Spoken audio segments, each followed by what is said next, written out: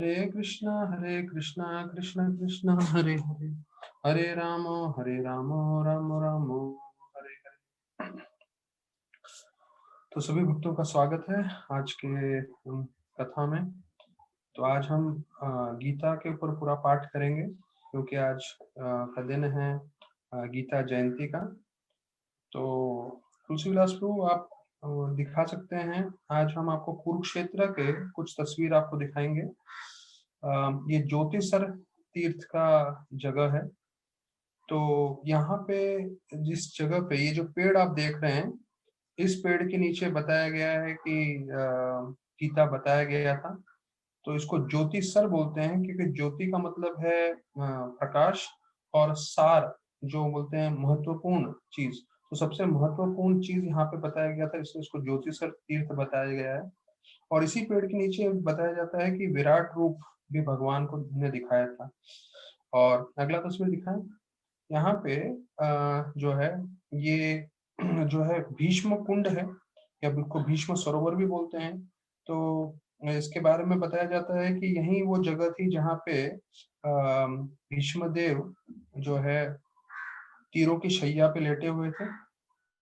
और काफी दिनों तक, क्योंकि जितने दिन युद्ध चला था, तो बताया जाता है कि काफी जो है क्षत्रिय जो सैनिक थे वो उनके इर्द गिर्द रात को रहते थे।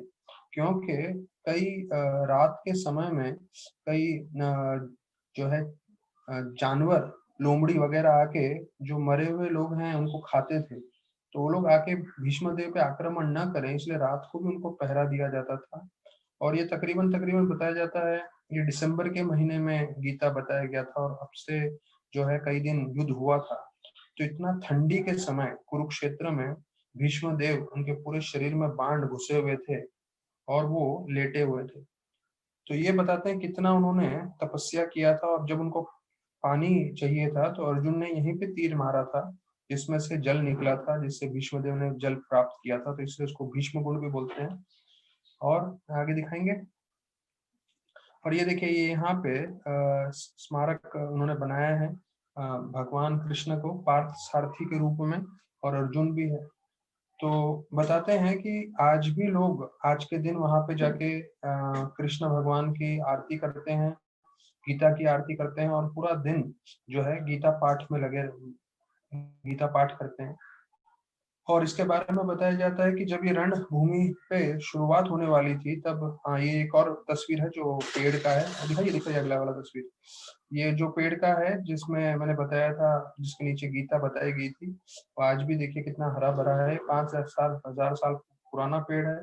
या ऐसा भी बताते हैं वहाँ के भक्तगण कि उसी के अंश हैं। जैसे बरगद का पेड़ होता है, उसके और डालियां निकलते हैं, और 5,000 साल से इसी जगह पे ये पेड़ उगते आ रहा है। तो बोलते हैं यहाँ पे रणभूमि में निश्चित हुआ था कि लोग जो हैं वो कई नियम बनाए थे इन्होंने युद्ध के। ठीक है, इन तस्वीरों का हो गया अभी। तो बताते हैं नियम बनाए थे कि सब बराबर अपने जो है इक्वल समान के साथ युद्ध करेंगे, और कोई शरणागत हो जाए तो उसका जीवन जो है माफ करेंगे। और कोई भी सारथी पे जो रथ चलाता है उस पे आक्रमण नहीं करेगा, जानवरों को नहीं मारेगा, या ऐसे जो सेवक हैं जो युद्ध नहीं कर रहे हैं तो उनको कोई नहीं मारेगा। तो ऐसा बताया जाता है कि जब ये युद्ध प्रारंभ होने वाला था तो व्यासदेव जो है धृतराष्ट्र से मिलने गए। और व्यासदेव क्योंकि पिता थे धृतराष्ट्र के, तो उन्होंने जो है भविष्य का दृष्टि देखते हुए पहले ही बता दिया कि आपके सारे पुत्र मरने वाले हैं, पर मैं आपको भी दृष्टि देता हूँ जिससे आप देख लीजिए। तो धृतराष्ट्र बोलते हैं मैंने जीवन भर जो है मैं अंधा था, मैंने देखा नहीं। अभी देख के भी क्या देखूं, अपने जीवन के अंत में मैं अपने 100 पुत्रों को मरते हुए देखूं क्या? तो इसलिए आप मुझे मत दृष्टि दीजिए, आप जो है संजय को दृष्टि दीजिए। और फिर संजय को व्यासदेव जी ने दृष्टि दी, जिससे वो पूरा रणभूमि में क्या हो रहा था वो पूरा बता रहे हैं।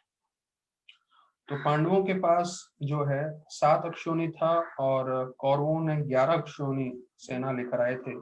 और एक अक्षौणी में 21,870 रथ और हाथी होते हैं, 65,610 घोड़े, और 1,09,350 जो है मनुष्य युद्ध करने के लिए। और वहां पे एक प्रवचन भीष्म देव ने जो है कौरव सेना के लिए दिया था, उसके एक दो पंक्ति मैं आप लोग को बताना चाहूंगा।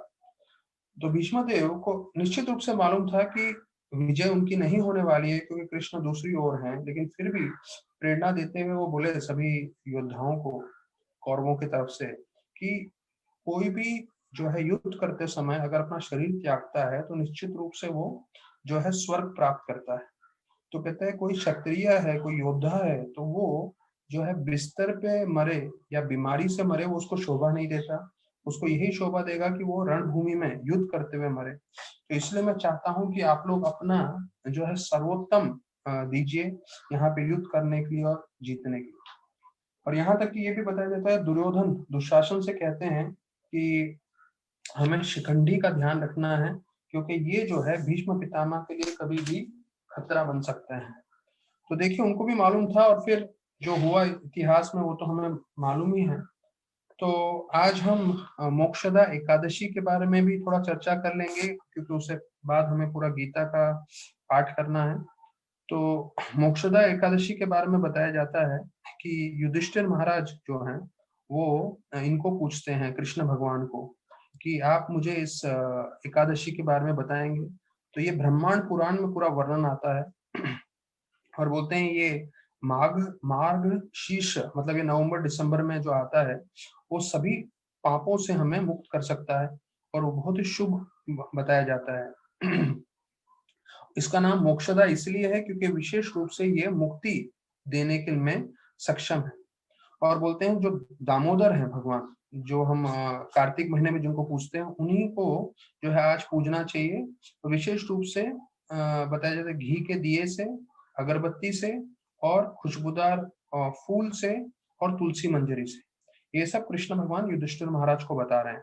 तो ये सब चीजों से उनको पूजना चाहिए। तो अभी बोलते हैं इसका सिर्फ कथा सुनने से आपको अश्वमेध यज्ञ का फल प्राप्त होगा। हमारे माता पिता पूर्वज या पुत्र जो भी कोई जो है नरक लोक में होंगे तो उनको स्वर्ग में जाने का अवसर प्राप्त होता है। और इसलिए युधिष्ठिर महाराज को बोलता है ध्यान पूर्वक आप ये कथा सुनिए। तो एक चंपक नगर राज्य में बहुत सारे वैष्णव थे, और वहां के राजा का नाम था वैखंसा। तो ये जो वैकंस राजा थे वो अपनी पूरी प्रजा को अपने पुत्र और पुत्रियों की तरह ध्यान रखते थे। उधर के ब्राह्मणों को पूरे वेदों का ज्ञान था, और ऐसे राज करते समय सब प्रसन्न थे। पर एक रात को उनको नींद में सपना आता है, जहां वो अपने पिताजी को देखते हैं कि कैसे वो नरक लोक में है यमराज के पास, और वो बहुत उधर मुश्किल जो है तरह से उनको वेदना हो रही है, बहुत तरह से तकलीफ झेल रहे हैं। तो ऐसा सपना देखते ही वो जो है सपने से उड़ गए और रोने लग गए और अपने पिताजी को याद करने लगे। तो विचक्षणा जो थे वो अपने नींद सपने के बारे में सारे ब्राह्मणों को बताने लगे और बोले अब मुझे कोई शांति नहीं है, भले ही मेरे पास इतना बड़ा राज्य है, हाथी घोड़े हैं, परिवार है, इतना मेरा धन संपत्ति है, बीवी बच्चे हैं, पर ये सब मुझे संतुष्टि नहीं दे सकता। मुझे अपने पिताजी को नरक लोक से बचाना है। तो आप लोग मुझे मार्गदर्शन करिए, किस तरह से मैं जो है क्या करूं, तपस्या क्या करूं, मैं ध्यान किसको करूं, कौन सी विग्रह की पूजा करूं, जिससे मेरे पिताजी का उद्धार हो सकता है। तो ये जो ब्राह्मण थे वो बोले कि वो बोले कि आपको अगर इन अपने पिताजी का उद्धार करना है तो आपको पर्वत मुनि के पास जाना पड़ेगा। तो पर्वत मुनि जो है त्रिकाल ज्ञानी है। तो त्रिकाल ज्ञानी मतलब जिनको भूतकाल, वर्तमान काल और भविष्य काल तीनों के बारे में जानकारी रहता है, तो वो पूरी तरह से मदद करेंगे। तो वो जब पहुंचे पर्वत मुनि के पास, तो वहां वर्णन किया जाता है पर्वत मुनि सारे साधुओं के साथ बैठे थे, और उन साधुओं को पूरी तरह से ऋग, यजुर, साम, अथर्व चारों वेदों का ज्ञान था। और उनके बीच में जाके जो है राजा भी बैठ गए। तो महाराज विकंसा को देखते हुए जो है पहले उन्होंने प्रणाम किया, फिर पूरा दंडवत किया। तो पर्वत मुनि ने उनसे पूछा कि आप मुझे बताइए आपके राजपाट में 7 अंग सही है कि नहीं। तो 7 अंग कौन से होते हैं? एक तो होते हैं मंत्री, उनका खजाना, उनका सैन्य बल, और उनकी जो दूसरे देशों के साथ मित्रता है, ब्राह्मण, और जो यज्ञ चल रहा है, और उनकी प्रजा। तो मुनि ने बोला ये सारों सातों के साथ सब अच्छे हैं, यहाँ तक कि मेरा परिवार भी अच्छा है, सब कोई अच्छे हैं, लेकिन अभी फिर वो बोलने लगे कि मेरे को जो है एक दुविधा है, उसके कारण मैं आपके पास आया।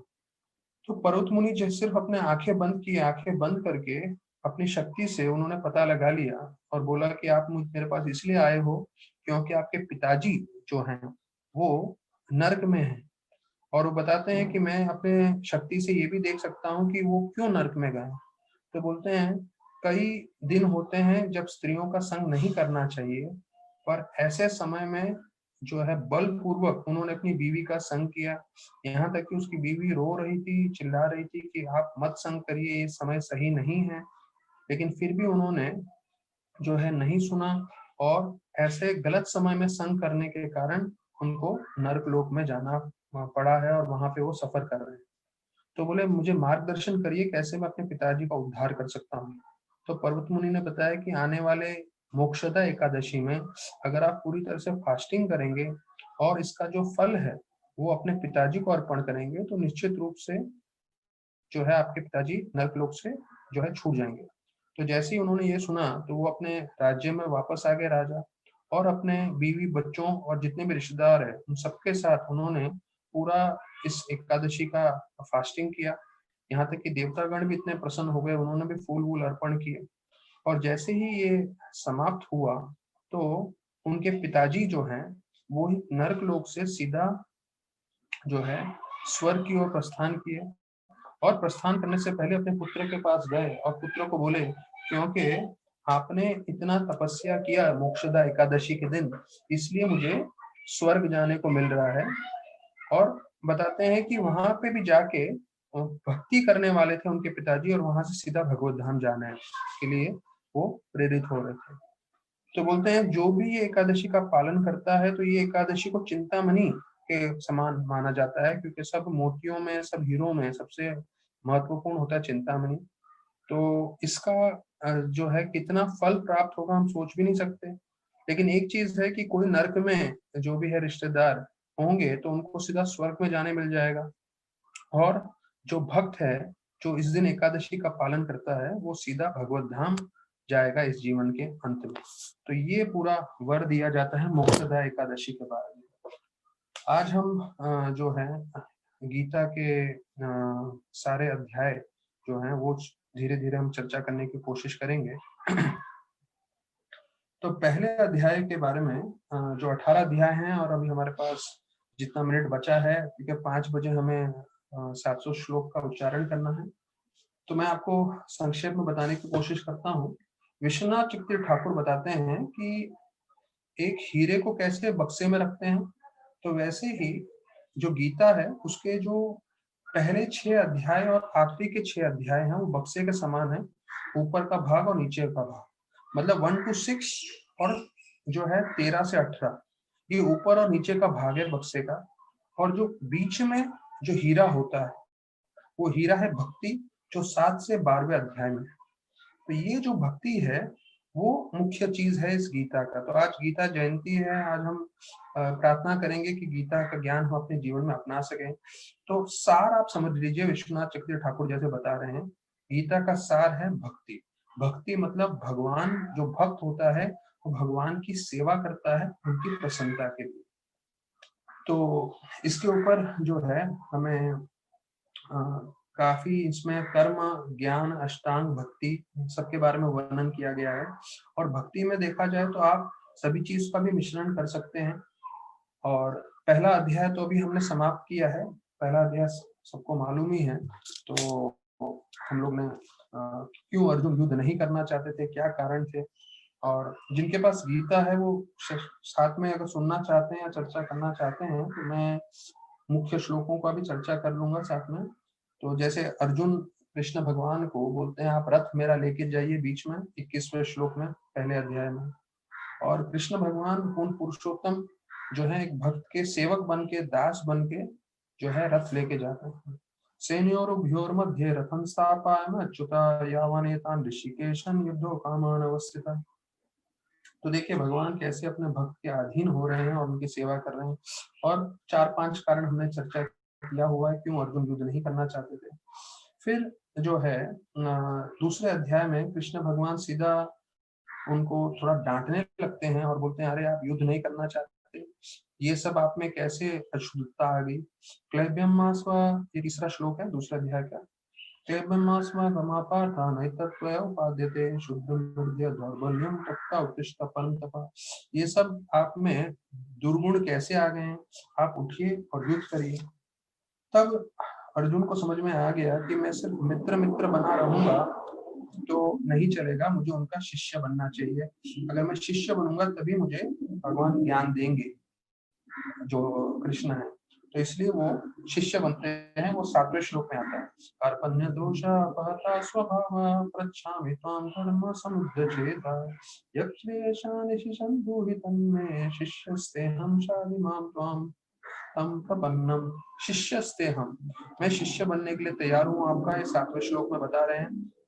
और जो है कृष्ण भगवान मुस्कुराते हैं ये सोचते हुए कि देखो अभी जो मेरा मित्र है वो मेरा शिष्य बन गया है। और फिर जो है वो आत्मा के बारे में बताते हैं 11 से 20 श्लोकों में, जिसका सार ये है कि भाई शरीर नष्ट होने वाला ही है और आत्मा अमर है। तो और उसके बारे में बोलते हैं कि हमें इसका जानकारी करते हुए हमें सहनशीलता रखनी है और जो भी हमारे जीवन में आ रहा है उसे सहन करना है, उतराव चढ़ाव। तो मात्रा स्पर्श, ये 14वां श्लोक है। मात्रा स्पर्शास्तु कौन्तेय शीतोष्ण सुख दुःखद आगम पायु नित्यस्तान्तिकीश्व स भारत। फिर बोलते हैं जो है निष्काम कर्म योग के बारे में बताते हैं। तो निष्काम कर्म योग क्या है, ये शब्द सुनने में थोड़े भारी लगते हैं, पर स्पष्ट रूप में हमें अगर समझना हो तो हमें कार्य करना है बिना आसक्ति के। जब हम बिना आसक्ति के कार्य करते हैं तो उसे निष्काम कर्म योगा बोलते हैं।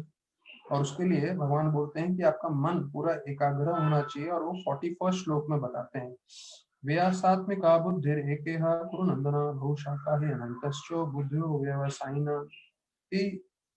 जो लोग इसके अंदर पूरी तरह लगे होते हैं उनके जीवन का उद्देश्य एक होता है, लेकिन बाकी लोगों का मन हर जगह घूमता रहता है, यहाँ तक कि भक्ति में भी स्थिर नहीं रहते। तो फिर जो है अंतिम भाग में वो बताते हैं कि जो है महान भक्त कैसे होते हैं। वो उनको एक हायर टेस्ट जो हमने बताया है वो प्राप्त होने के कारण वो जो है भौतिक चीजों की तरफ आकर्षित नहीं होते। वो 59 श्लोक में बताते हैं, विषयाविनिवर्तन्ते निरारस्य देहिना रसो वर्जम रसोऽप्स्य परम दृष्ट्वा निवर्तते। कि जैसे उनको जो है भक्ति का स्वाद आने लगता है तो फिर वो कोई भौतिक चीजों में आकर्षित नहीं होते।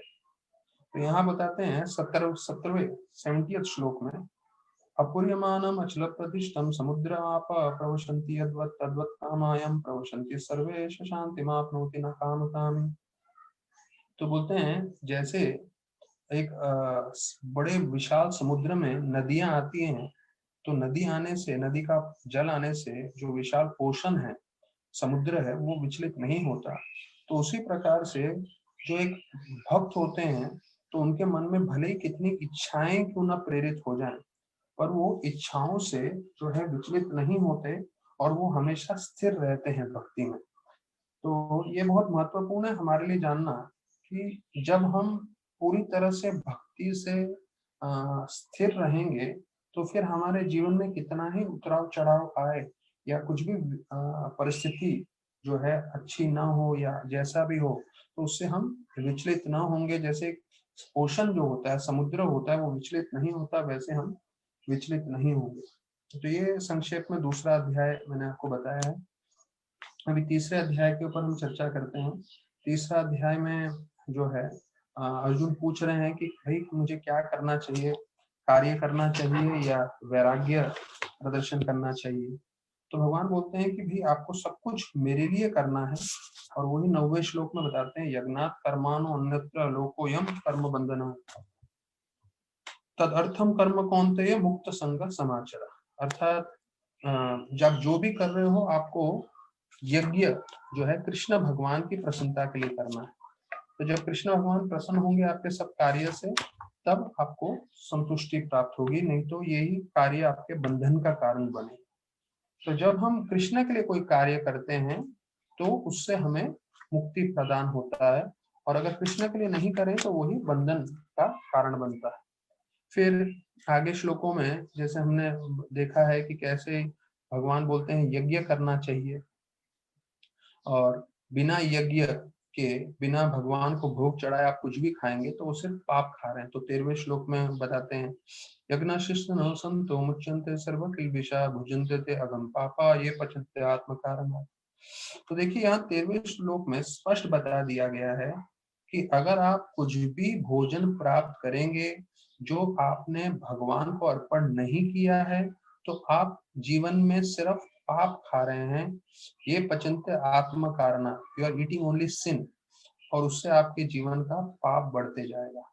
तो बहुत भारी चीज है कि हमें, कई लोग जो हैं सोचते हैं ठीक है बिना अर्पण के हम खा लेंगे, क्या फर्क पड़ता है, पर उनको समझ में नहीं आ रहा है कि एक एक निवाला जो खा रहे हैं वो अपने जीवन में पाप बढ़ाते जा रहे हैं। तो भगवान फिर बताते हैं हमें यज्ञ करना चाहिए, जो है सबसे महत्वपूर्ण, जैसे हमें मालूम है संकीर्तन यज्ञ है, और उससे जो है बरसात आता है, बरसात से अनाज प्राप्त कर सकते हैं। अनाज से जो है जितने भी जीव हैं वो खा के संतुष्ट हो सकते हैं, और खाने से पहले वो फिर भगवान को अर्पण करते हैं तो फिर से वो यज्ञ का भाग हो जाता है। तो इसलिए यज्ञ जो है बहुत महत्वपूर्ण है। तो ये 14 और 15वें श्लोक में जो है तीसरे अध्याय में बताया गया है, अन्नाद भवति भूतानि पर्जन्य अन्न संभव। तो हम विस्तार में नहीं जाएंगे अभी, जो है संक्षेप में ही चर्चा कर रहे हैं ओवरव्यू के जैसा। तो अर्जुन को ये बोलते हैं कि देखिए आपको ऐसे कार्य करने चाहिए जिससे कोई भी आपके कार्यों से जो है विचलित ना हो, यहाँ तक कि बाकी सब लोग आपकी कार्य देख के प्रेरणा लें और आपका आपका एग्जाम्पल देखते हुए अपने जीवन में उसको फॉलो करें। तो 21वें श्लोक में यही आता है कि जो बड़े लोग करते हैं उसको देखते हुए आम व्यक्ति उन्हीं का अनुकरण करता है। यद्यदाचरते श्रेष्ठ तत्तदेव तो जना सयत् प्रमाण कुरुते लोकस्तद अनुवर्तते। तो बोलते हैं आप जब कर्म करने जाओगे तो सबसे आपको परेशानी आने वाली है, मुश्किल आने वाला है, वो है काम भावना से। तो ये जो काम भावना है वो आपको हमेशा परेशान करेगी, इसलिए काम का समाधान करना पड़ेगा, जिसे लस्ट बोलते हैं। फिर 37वें श्लोक में आ रहा है, काम एष क्रोध एष रजोगुण समुद्भव महाशन महापापम विद्धि एनम इह वैरिणम। कि ये जो है सबसे बड़ा आपका दुश्मन है, और वैरिणम मतलब आपका दुश्मन है, और काम जो है, काम के द्वारा क्रोध भी प्रकट होता है। तो फिर उसको कैसे वश में करना है उसके ऊपर बताते हैं कि देखिए हमारा जो है इंद्रियां हैं, फिर उसके ऊपर मन आता है, उसके ऊपर बुद्धि आती है। हम इंद्रियों से कुछ चीज देखते हैं, फिर मन में वो जो हमने देखा है वो विचार मन में रह जाता है, और फिर उसकी इच्छा हमारे मन में बढ़ती जाती है। तब हम जो है अपनी बुद्धि लगा के वो चीज प्राप्त करने की कोशिश करते हैं। तो अगर हम इंद्रियों के स्तर पे ही जो है गलत चीज ना करें, या कुछ इंद्र भोग की चीज ना देखें, या सोचे नहीं, ना देखें, तो फिर हमारे मन में वो विचार नहीं आएगा, और फिर बुद्धि प्रेरित नहीं होगी उस चीज को प्राप्त करने के लिए। तो यहाँ पे वर्णन कर रहे हैं कि कैसे जो है इंद्रियां जो हैं चीजों से बढ़ के है, मन इंद्रियों से बढ़ के है, बुद्धि मन से बढ़कर है, और आत्मा सबसे बढ़ के है। तो इसको वश में करने का तरीका ये बताते हैं कि हमें मन और अपनी इंद्रियां पूरी तरह से भगवान की सेवा में लगाना है, तब काम को हम जो है वश में कर सकते हैं। फिर जो है चौथा अध्याय आ जा रहा है, जिसे जो है ट्रांसेंडेंटल नॉलेज बता रहे हैं। तो इसमें भगवान बोल रहे हैं कि कैसे मैंने ये ज्ञान जो है सबसे पहले सूर्य देव को दिया था, जिसका नाम विवस्वान था। तो पहले श्लोक में आ रहा है, इमं विस्पते योगम प्रोक्तावान अहम अव्ययम विवस्वान मनवे ताहर मनु इक्ष्वाको ब्रवीत। कि मैंने विवस्वान को दिया था जो सूर्य देव थे, उन्होंने अपने पुत्र मनु को दिया, और फिर मनु ने अपने पुत्र इक्ष्वाकु को दिया। और फिर बोल रहे हैं कि कैसे जो है ये परंपरा में जो है आते आते अभी जो है काफी समय के बाद ये परंपरा नष्ट हो चुका है, इसलिए मैं वापस इसको स्थापना करने के लिए आया। तो ये जो परंपरा है वो दूसरे श्लोक में बता रहे हैं, एवं परंपरा प्राप्तम इमं राजस्यो विदुष कालेन महत योगो नष्ट परंतपा। तो ये अभी ये जो परंपरा है, जो ज्ञान है वो नष्ट हो चुका था, तो इसलिए मैं फिर आया हूँ देने के लिए। अब ध्यान रखिएगा, हमने शुरुआत में गीता का चर्चा किया, हम लोग पूरे अभी अभी जो है और आधे घंटे में गीता का चर्चा करेंगे, फिर हम 700 श्लोक पर चर्चा करेंगे। शायद हमें बाकी कुछ याद न रहे, पर हमें मुख्य चीज याद रखना है, गीता मतलब भक्ति। गीता का सबसे मुख्य चीज है भक्ति, वो है भगवान की सेवा, भगवान का चिंतन, भगवान का ध्यान, तो वो उद्देश्य है। तो भगवान भी वही देने आए हैं, और यहाँ तो बता रहे हैं उन्होंने सूर्य देव को भी दिया था, फिर उन्होंने अपने पुत्रों को दिया था, उन्होंने अपने पुत्रों को दिया, अर्थात पूरे 14 लोकों में जो है गीता का ज्ञान है। तो ये महत्वपूर्ण है। तो ये हमारे लिए ऐसा नहीं सोचना चाहिए कि हाँ मुझे मन करेगा तो मैं करूंगा, मुझे अच्छा लगेगा तो मैं करूंगा। कई लोग बोलते हैं मुझे इस पे विश्वास नहीं है, मैं क्यों मानूं।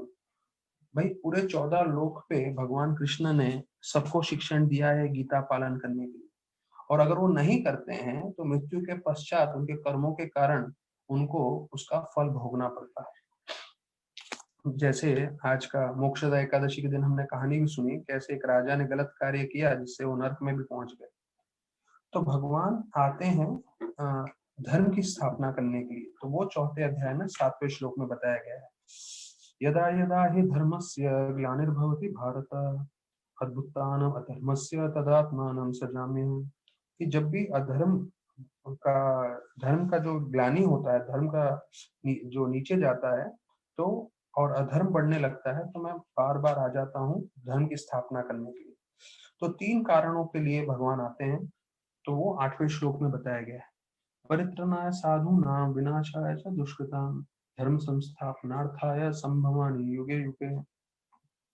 कि अपने भक्तों को और पुण्यवान लोगों को बचाने के लिए और अधार्मिक लोगों को उनका अंत करने के लिए और धर्म की संस्थापना करने के लिए। तो ये 3 कारणों के लिए मैं आता हूँ। और फिर वो बताते हैं कि जो ये चीज समझ जाता है तो वो भगवत धाम चले जाता है और उसको वापस से भौतिक जगत में आने की आवश्यकता नहीं है।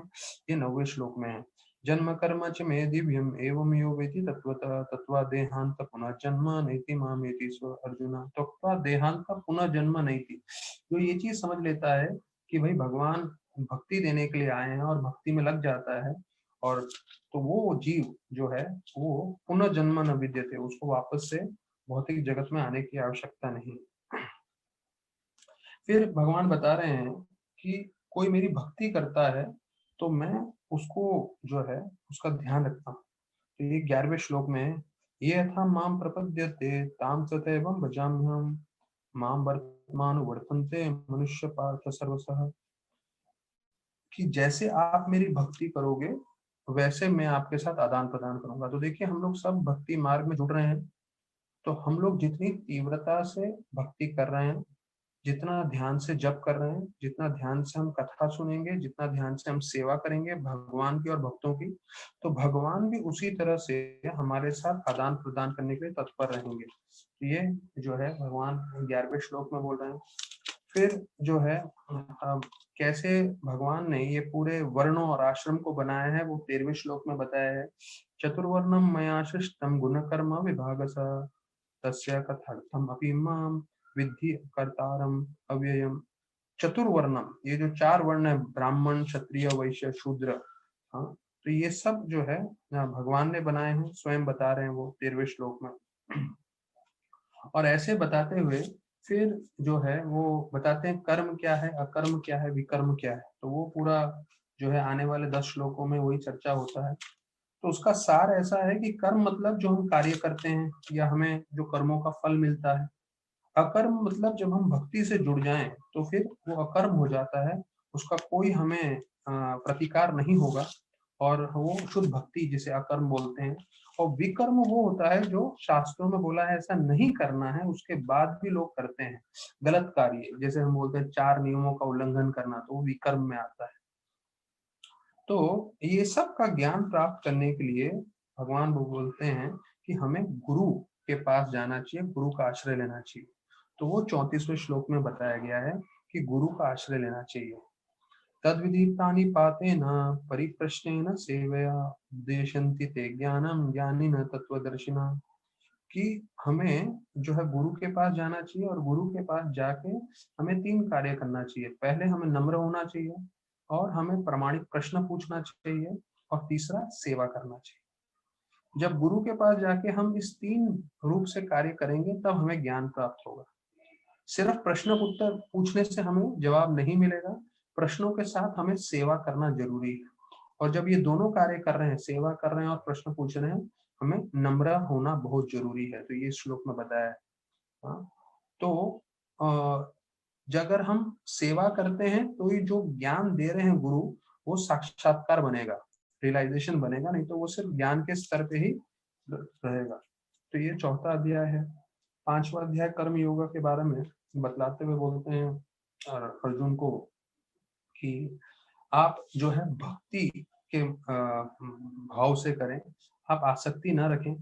तो उनका प्रश्न ये था, कर्म योगा बेहतर है या संन्यास? तो वास्तविक रूप में आप जो भी कार्य कर रहे हैं, वो अगर आप भक्ति भाव से करें तो आपको उसका कोई जो है प्रतिकार नहीं होगा। तो उसके ऊपर एक श्लोक भी है जिसका मतलब ऐसा है कि जैसे कमल का फूल होता है, वो पानी में रहते हुए भी पानी के ऊपर रहता है, तो उसी प्रकार से अगर आप भगवान के लिए कार्य करोगे और उसमें विशेष रूप से आप आसक्ति नहीं रखोगे, तो आपको उसके कर्म नहीं लगेंगे, ऐसे वर्णन किया गया है। तो बोलते हैं कि जब कोई इस स्तर पे पहुंच जाता है, भगवान को केंद्र बिंदु में रख के सब कार्य करते हैं, तो वो सबको समान रूप में देखता है। तो वो 18वें श्लोक में है, सबको समान रूप में कैसे देखते हैं। 5वां अध्याय 18वां श्लोक, विद्या विनय संपन्ने ब्रह्मणि कवि हस्तिनि सुनि चैव स्वपाकेश पंडित समदर्शिन। तो जो पंडित होता है वो समदर्शी होता है, सबको एक समान दिखता है, भले ही वो ब्राह्मण है, गैया है, हाथी है या कुत्ता है। तो ये ब्राह्मण, एक जो पंडित है, वो सबको समान दृष्टि से देखता है और समझता है कि सब लोग भगवान के अंश हैं। और फिर बोलते हैं कि 22वें श्लोक में वर्णन आया है कि अगर हमें हम इंद्र भोग करने की कोशिश करेंगे तो इंद्र भोग करने में हमें सिर्फ दुख मिलेगा। ये कृष्ण भगवान बता रहे हैं 22वें श्लोक में कि भाई हम अलग अलग तरह से इंद्र भोग कर रहे हैं, पूरी दुनिया इंद्र भोग में लगी हुई है, पर भगवान ने यहाँ स्पष्ट बता दिया है कि जब आप इंद्र भोग कर रहे हो आपको क्या मिलेगा? दुख। पहले ही भौतिक जगत दुखालय है, और उसमें आप जब भोग करोगे तो विशेष रूप से दुख मिलेगा। तो यही संपर्श जा भोगा दुख योने एवते अद्वंत कौन्तेय न तेषु रमते बुधा। तो इसमें बोल रहे हैं दुख योने एवते, जब भी आप कुछ भोग करने जाओगे तो उससे आपको दुख ही मिलेगा। और इसके अंतिम 29वें श्लोक में बताते हैं कि कैसे जो है भगवान जो है सभी लोकों के महेश्वर हैं, और भगवान ही भोगता है। और अगर हम ये समझ लें तब हम शांति प्राप्त कर सकते हैं। तो 29वें श्लोक में 5वें अध्याय का अंतिम भाग में आता है, भोक्तारम यज्ञ तपसम सर्वलोकम महेश्वरम सुहृदम सर्वभूतानां ज्ञात्वा माम शांतिम रक्षति। हम ये समझ लें कि भगवान भोगता है और भगवान जो है महेश्वर है, उनका ही ये पूरा भौतिक और आध्यात्मिक जगत है तब, और वो हमारे सबसे प्रिय मित्र हैं। सुहृदम सर्वभूताना, वो हमारे सुहृद हैं, सुहृद मतलब हमारे मित्र हैं। जब ये जान लेंगे तब हम शांति प्राप्त कर सकते हैं। फिर 6ठा अध्याय ध्यान योगा या सांख्य योगा भी उसको बोलते हैं। इसमें अष्टांग योगा का जो है पूरा वर्णन किया गया है, किस तरह से अष्टांग योगा में यम, नियम, आसन, प्राणायाम, प्रत्याहार, धारणा, ध्यान और समाधि होता है। और उसके लिए हमारा मन सबसे महत्वपूर्ण है। तो उसमें 6ठे श्लोक में बताते हैं कि वो हमारा मित्र भी है और दुश्मन भी है। अगर हम उसको भक्ति में लगाएं तो हमारा मन मित्र है, और भक्ति में ना लगाएं तो वो हमारा दुश्मन है। तो उसके अंदर भी फिर अलग अलग किस तरह से भक्ति करना है वो विस्तार पूर्वक बताया गया है। और 34वें श्लोक में अर्जुन बताते हैं कि भाई मैं हवा को वश में कर सकता हूँ लेकिन मन को वश में नहीं कर सकता। चंचला ही मन कृष्णा प्रमाथि बलवदृंतस्य हम निग्रह मन्ये वायु सुदुष्कर, कि मैं वायु को वश में कर सकता हूँ पर मन को वश में नहीं कर सकता। तो भगवान बोलते हैं ठीक है, मैं मानता हूँ कि मन को वश में करना बहुत मुश्किल है, लेकिन आप जो है अभ्यास करेंगे, अभ्यास है ना तो कौन थे वैराग्य न चिग्रियते, आप अभ्यास से कर सकते हैं।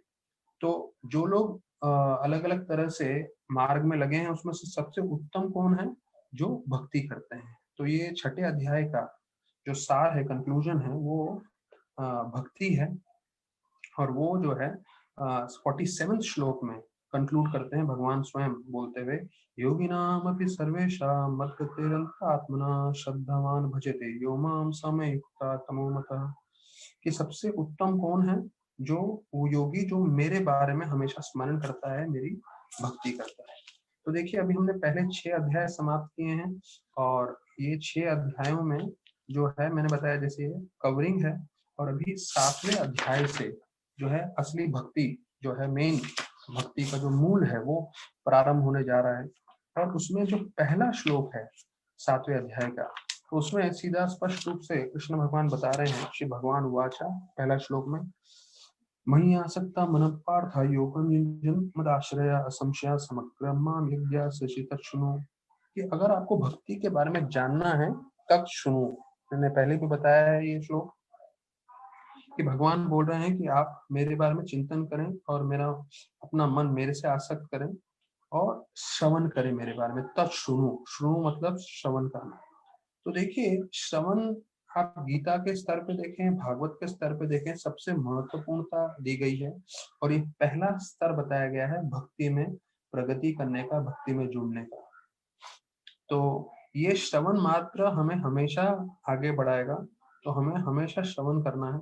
और भी यहाँ 7वें अध्याय में भगवान अपनी शक्तियां बता रहे हैं कि कैसे पूरे पृथ्वी पे जो जो पृथ्वी है, जो जल है, जो हवा है, सब मैंने बनाए हैं, ये सब मेरी शक्तियां हैं। तो भूमिरपो, चौथा श्लोक, भूमिरपो नलवायु खम मनो बुद्धि एवच अहंकार मन्ने भिन्न प्रकृति अष्टदा। अष्टधा मतलब ये 8 जो शक्तियां हैं सब मेरी हैं। क्या है? Earth, water, fire, air, ether, mind, intelligence and falsity. और बोलते हैं इससे जो है ये अष्ट चीजों से अलावा एक और चीज है जो इस भौतिक जगत में है। वो कौन है? वो है जीव, हम लोग। वो 5वें श्लोक में बताते हैं, वो हम जीव हैं जो इन 8 चीजों को भोग करने की कोशिश कर रहे हैं। तो ये बोलते हैं वो जीव हैं, वो भी मेरे अंश हैं करके वो 5वें श्लोक में बताते हैं। और बोलते हैं मेरे द्वारा, कृष्ण भगवान बता रहे हैं, पूरी सृष्टि चल रही है। जैसे कोई फूलों की माला देखता है या मोतियों की माला देखता है, पर मोतियों की माला के अंदर क्या होता है? रस्सी, धागा। वो धागा सबको बांध के रखता है। तो 7वें श्लोक में बताते हैं, सूत्रे मणिगणा। सूत्रे, सूत्रे मतलब जो है एक जो धागा होता है वो मणियों को कैसे बांध के रखता है। तो भगवान बोलते हैं मैं वो कारण हूँ जिसके कारण पूरी सृष्टि चल रही है, मैं उसका सब केंद्र हूँ। और बोलते हैं मेरी शक्ति से ही ये प्रकृति भी चल रही है। तो वो 14वें श्लोक में बोलते हैं, देवी एष गुणमयी मम माया दुरते अमामेव ये प्रपद्यन्ते माया मेताम तंत्रिते। तो ये कई बार श्लोक बताया गया है कि माया से बचना है तो उसके लिए हमें भगवान का आश्रय लेना चाहिए। जब भगवान का आश्रय लेंगे तो हम जो है भक्ति करके हमारा जीवन सार्थक करके माया से बच सकते हैं। तो ये बहुत मुश्किल है क्योंकि बहुत कम लोग इसको जुड़ते हैं।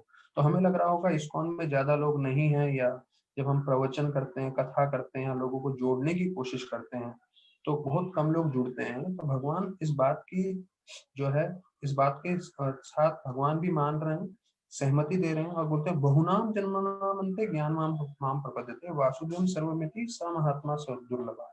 ये 19वें श्लोक में बोल रहे हैं कि बहुत जन्मों के बाद कोई जीव जो है वो मेरे पास आता है और ये जीव बहुत दुर्लभ है। तो इतना आसान नहीं है भक्ति में जुड़ना। और फिर जो है कौन लोग भगवान को शरणागत होते हैं? कई लोग शरणागत नहीं होते हैं। तो 4 तरह के लोग शरणागत होते हैं, 4 लोग तरह के लोग शरणागत नहीं होते हैं, वो सब वर्णन किया गया है। फिर उसमें जो है देवताओं की पूजा नहीं करनी चाहिए, अर्थात भगवान बोल रहे हैं कि जिनमें काम भावना होती है, काम भावना से प्रेरित होते हुए कई लोग जो हैं वो देवताओं की पूजा करते हैं, पर उसकी आवश्यकता नहीं है। सिर्फ मेरी भक्ति करके सब संपूर्ण रूप से आपको सब कुछ प्राप्त हो सकता है। और फिर ऐसा बोलते हुए जो है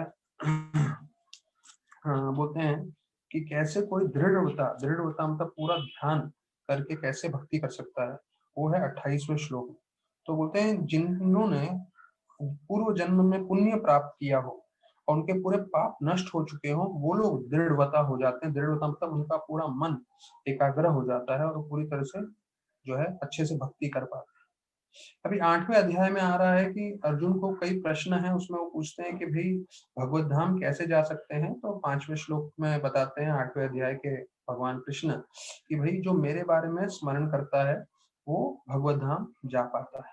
और फिर उसके अगले 8.6 में बताते हैं कि कोई और कुछ सोचेगा तो वो उस धाम में पहुंच जाएगा, उस चीज के बारे में जिस चीज का चिंतन करेगा। तो यम यम वापि स्मरण भावम तजेत अंते कलेवरम।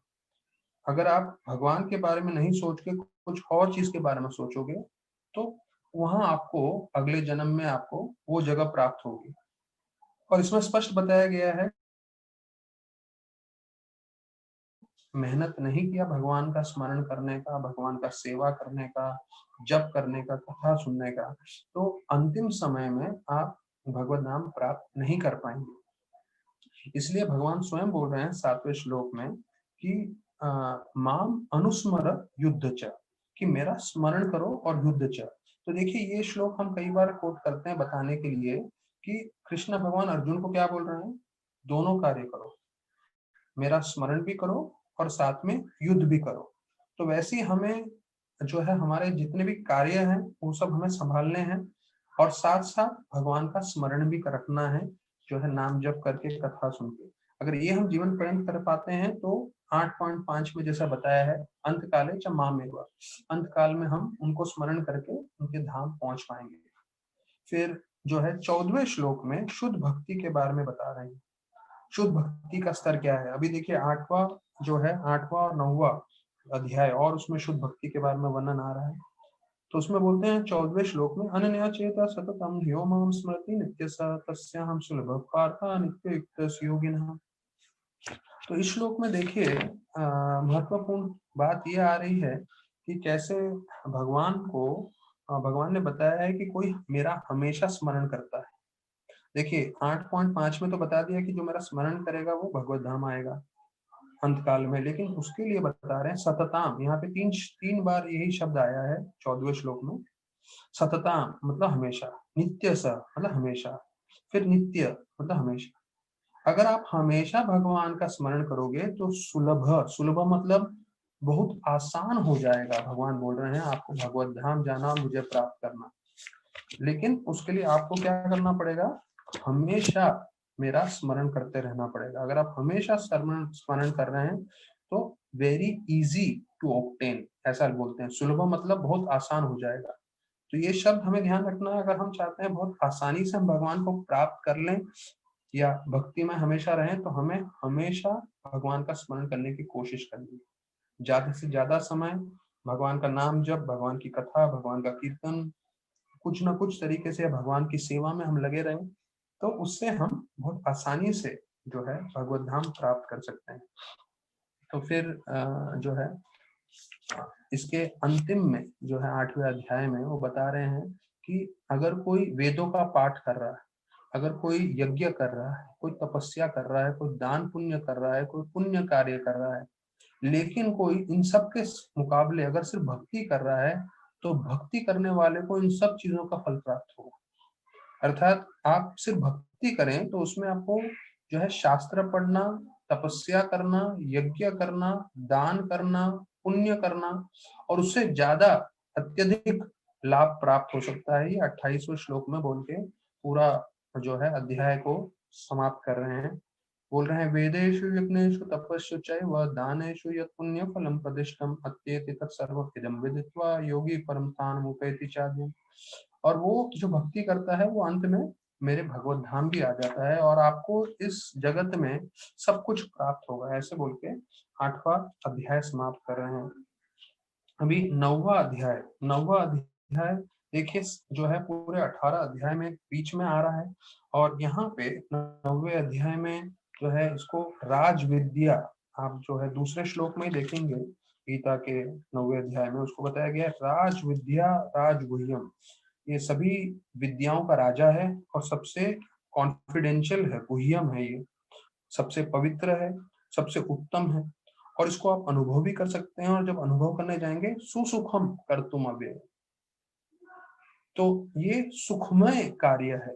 जब हम भक्ति से जुड़ जाते हैं, भक्ति में भले हमें लग रहा है कि हम कुछ जप करते समय थोड़ा तकलीफ हो रहा है या कथा सुनते समय, लेकिन ये कृष्ण भगवान की वाणी है जो बता रहे हैं सुसुखम कर्तुम काव्य। तो यहाँ पे हमने देखा गीता में कई जगह दुखालय और दुखम शब्द का प्रयोग हुआ है। तो साथ साथ हमें सोचना है, समझना है कि भगवान ने ऐसा नहीं दुखालय और दुखम दुखम बोल के सिर्फ हमें नकार दिया है। भगवान ने जो है ये भी बताया कि सुख का मार्ग भी है इस भौतिक जगत में रहते हुए। क्या है वो? गीता का 9वां अध्याय 2 श्लोक, सुसुखम कर्तुम अव्ययम। तो देखिए जो भक्ति में पूरी तरह से जो है, हमने अभी पिछले अध्याय में देखा, नित्य रूप से लगा रहता है, हमेशा भगवान का भक्ति करता रहता है, तो वो हमेशा सुसुखम जो है पूरा समय वो सुखी रहता है, संतुष्ट रहता है। ये दूसरे श्लोक पे बताया गया है। फिर इसमें भगवान का जो है अलग अलग शक्तियों का पूरा वर्णन है, और 10वें श्लोक में विशेष रूप से आ रहा है, बोल रहे हैं ये मेरी प्रकृति है। भगवान बता रहे हैं ये जो प्रकृति हम देख रहे हैं ये किसने बनाया है? भगवान ने बनाया है। तो भगवान बोल रहे हैं ये मेरी प्रकृति है, मैंने इसका निर्माण किया है, मया दक्षेण प्रकृति। हाँ, तो ये बनाने वाले स्वयं भगवान है। और अभी देखिए जो मैं अभी बताने वाला हूँ ये पूरा समझ लीजिए आज का पूरा प्रवचन का सार है। पूरे गीता में हमें 700 श्लोक आते हैं, और 700 श्लोक में से अगर आप पहले 349 श्लोक ले लें और आखिरी के 349 श्लोक ले लें, तो बीच में बचेंगे 2 श्लोक।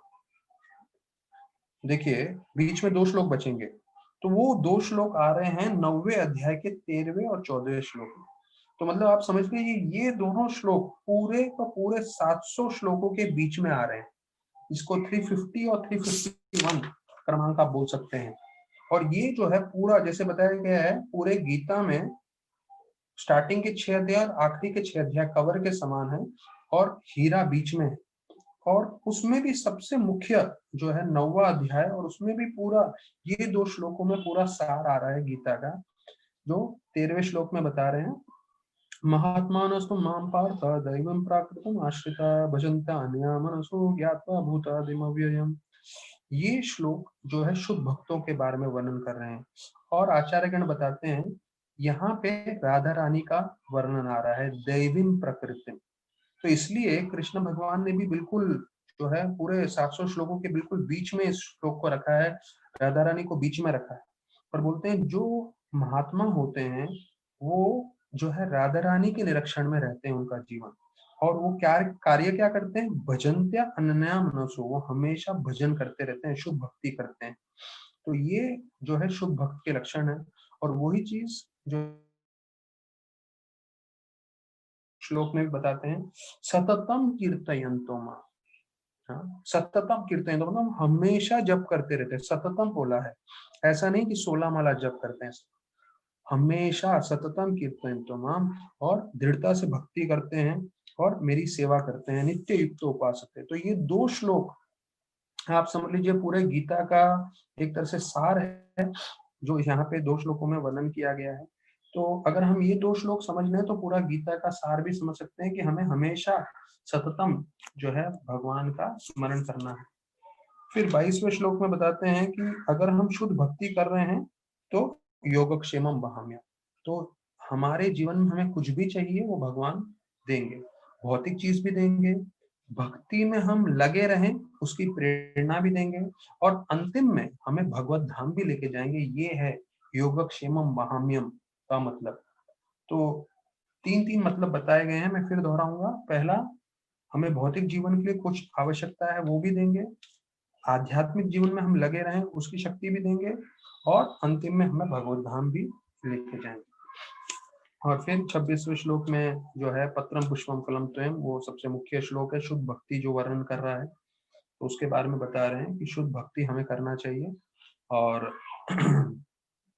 उसमें 2 बार जो है 26वें श्लोक में आता है, पत्रम पुष्पम यो में भक्त्या प्रयच्छति तदहम भक्ति उपरतम। भक्ति शब्द 2 बार आया है ये बतलाने के लिए कि जो हमारा जीवन का उद्देश्य है वो है भक्ति। तो भगवान भक्ति से प्रसन्न होते हैं, भले ही उस भक्ति भाव में हम उनको एक पत्ता दें, एक फूल दें, पानी दें, और ये कोई भी दे सकता है, लेकिन भक्ति भाव से दें तो भगवान उससे प्रसन्न हो जाते हैं। और अगर वो नहीं कर सकते शुद्ध भक्ति से, तो फिर बोलते हैं भगवान कि ठीक है, जो कुछ भी आप कर रहे हो मुझे अर्पण करो, यद करोषि यदश्नासि मत जोशी यदसि, ये 27वें श्लोक में। फिर भगवान 29वें श्लोक में बताते हैं कि मैं सबसे समानता रखता हूँ, और मैं जो है किसी के साथ भी पक्षपात नहीं करता, लेकिन कोई मेरा भक्त बन जाता है तो मैं अवश्य पक्षपात करता हूँ। तो देखिए, भगवान एक तरह से इन्विटेशन दे रहे हैं, भाई आ जाओ, मेरे साथ जुड़ जाओ आप। अगर आप मेरे साथ जुड़ जाओगे तो मैं जो है पक्षपात करके भी जो है मैं आपको हमेशा रक्षा करूंगा, आपको बताऊंगा। समूहम सर्वभूतेषु न मे द्वेष्टो अस्ति न प्रिया, ये भजनते तु माम भक्त्या मयि तु तेषु चापि। जो मेरी भक्ति करता है, जो मेरा भजन करते हैं, मैं विशेष रूप से उनको सुरक्षा देता हूँ। तो ये फिर 34वां श्लोक 9वें अध्याय का समापन है। और ये एक ही श्लोक है जो 2 बार दोहराया जाता है। तो मन मना मद्भक्तो मद्याजी माम नमस्कुरु माम एवस्य युक्तेव्यम आत्मानं मत्परायणम्। तो इसमें 4 चीज बताया गया है कि हमेशा जो है हमें भगवान का स्मरण करना चाहिए, हाँ, उनका भक्त बनना चाहिए, उनकी पूजा करनी चाहिए, उनको प्रणाम करना चाहिए। ये सब 4 चीज करने से क्या होगा, अवश्य रूप से हम भगवान को प्राप्त होंगे, हाँ, और हम हमेशा उनकी सुरक्षा में रहेंगे। तो यही श्लोक 18वें अध्याय 65वें श्लोक में वापस से आएगा। एक ही श्लोक है जो दोहराया है, 9.34 एंड 18.65। तो ये भी महत्वपूर्ण श्लोक है। अभी जो है हम 10वें श्लोक अध्याय पे आ रहे हैं। तो 10वें में 9वें अध्याय में कृष्ण भगवान ने अर्जुन को बताया, मन मना भव मद भक्तो, कि आप मेरा स्मरण करें, मेरे भक्त बने। तो कैसे करें करके ये अर्जुन का प्रश्न था। तो भगवान बोलते हैं सही बात है, मेरे को तो बड़े बड़े देवता, बड़े बड़े साधु, महर्षि ये सब नहीं जानते। 10वें अध्याय का दूसरा श्लोक है, न मैं विदु सूरगना प्रभवन न महर्षा अहम आदि देवाना महर्षिणाम सर्वशा। मतलब मैं ही इन सब का सोच रहा हूँ, ये लोग कोई मुझे इतना अच्छे से जानते नहीं, लेकिन कोई मुझे जानता है तो वो उसके लिए चतुश्लोकी गीता बोलते हैं, 10.8, 9, 10 एंड 11। तो 8वें श्लोक में बताते हैं कि कैसे भौतिक और आध्यात्मिक जगत मेरे द्वारा है। तो इसको चतुर्श्लोकी गीता बताया गया है 10वें अध्याय को। तो इसमें बताते हैं कि कैसे जो है अहम सर्वस्व प्रभु, मैं, मेरे द्वारा ये भौतिक और आध्यात्मिक जगत है, मैं इनका स्रोत हूँ। जो कोई ये समझ जाता है वो फिर 9वें श्लोक में बताते हैं वो मेरी भक्ति करता है। मच्चिता गतमत कथा प्राणार बोधयन्तश्च परस्परम कथयन्तश्च माम नित्यं तुष्यन्ति च रमन्ति च। तो ये जो भक्त, अब यहाँ पे देखिए फिर से सुसुखम कर्तुम अव्ययम आया था 9वें अध्याय के दूसरे श्लोक में, यहाँ पे आया तुष्यन्ति च रमन्ति च। तो देखिए भक्तों को कितना आनंद होता है जब वो आपस में बैठ के बोधयन्तश्च परस्परम। तो हो सकता है लॉकडाउन है, लेकिन हम लोग परस्पर में आपस में बैठ के जूम के थ्रू हम जो कथा कर रहे हैं उसमें भक्तों को आनंद आता है। हाँ, तो जो एक बार समझ जाते हैं कि भगवान सब चीज के स्तोत्र हैं, तो उनका चर्चा करते हैं, उनका मन भगवान में रहता है, उनका प्राण भगवान में रहता है। और जब भी किसी भक्त को मिलते हैं तो हमेशा उनके भक्तों के बीच में भी चर्चा करते समय वो भगवान के बारे में बात करते हैं। और ये है उनका कथ्यम च माम नित्यम। देखिए नित्यम शब्द बार बार गीता में भगवान लेकर आ रहे हैं कि आप हमेशा हमेशा भक्त करते रहते हैं, सतताम नित्यम। तो अगर जब ऐसे करते हैं भक्त, जो हमेशा मेरा भजन करते हैं, मेरा स्मरण करते हैं, तो मैं उनको बुद्धि देता हूँ, मैं उनको इंटेलिजेंस देता हूँ, मैं उनको ज्ञान देता हूँ परमात्मा के रूप से, और उनको मार्गदर्शन करता हूँ कैसे वो जो है मेरी ओर अग्रसर हो सकते हैं। और जो भी अंधकार उनके जीवन में है वो मैं स्वयं विनाश कर देता हूँ, उनके हृदय में जो भी अंधकार है वो। तो तेषाम एवानुकंपार्थ अहम अज्ञान जन्तमः नाशम आत्म भावस्तु ज्ञान दीपेन भास्वता, कि मैं ज्ञान के द्वारा, प्रकाश के द्वारा उनके जीवन में जितना भी अंधकार है वो पूरा नाश कर देता हूँ। तो फिर जो है 19 से इसके अध्याय के अंत तक भगवान अपनी सब ऐश्वर्य के बारे में वर्णन करते हैं कि कैसे मैं जो है हर चीजों में सबसे सर्वोत्तम हूँ। तारों में मैं चंद्रमा हूँ, वेदों में सामवेद हूँ, देवताओं में इंद्र हूँ, इंद्रियों में मन हूँ, रुद्र में शंकर हूँ। और ऐसे करके पूरा लिस्ट है कि कैसे मैं ओम हूँ, यज्ञ में मैं जपा हूँ, हिमालय हूँ, मैं नारद हूँ साधुओं में, और फिर मैं घोड़ों में उच्च श्रव हूँ, और हाथियों में मैं ऐरावत हूँ, तो ऐसे करते हुए पूरा लिस्ट है जो 42 श्लोक तक जाता है, मतलब पूरा अध्याय के अंत तक। और फिर वो बोलते हैं यद यद विभूति मत सत्वम श्रीमदूर्जितमेव वा तत्तत एवाच गच्छतम मम तेज संभव। ये 41 श्लोक में बोलते हैं कि जो भी आप कुछ प्रभावित चीज देख रहे हो इस दुनिया में, तो आप समझ लीजिए कि ये सिर्फ मेरा एक अंश है। हाँ, ये मेरे एक अंश के कारण ही आप ये सब चीज देख पाते हो।